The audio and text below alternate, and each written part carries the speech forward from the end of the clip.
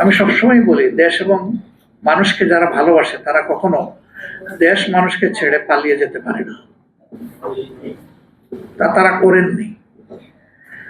বরঞ্চ মীর কাসিম আলী তাদের আরেক সহকর্মী, আমাদের প্রিয় সম্মানিত নেতা, কিন্তু আমেরিকায় ছিলেন।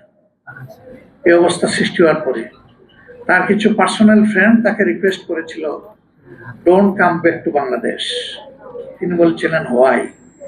বলেছেন আপনি আসলে ওই আপনারও একই অবস্থা তারা করে ছাড়বে। তিনি বলছেন আমি ফেস করব, কারণ আমি জানি অভিযোগ মিথ্যা। আমার মৌত একবারই হবে, যেমন আমার জন্ম একবার হয়েছে। আমি তো দ্বিতীয়বার মরার কোনো সুযোগ পাবো না, যেহেতু দ্বিতীয় জীবন আমার হবে না।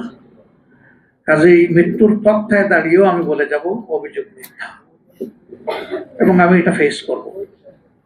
তিনি তো পালিয়ে যাওয়ার প্রশ্ন না, তিনি তো ছিলেনই বিদেশে।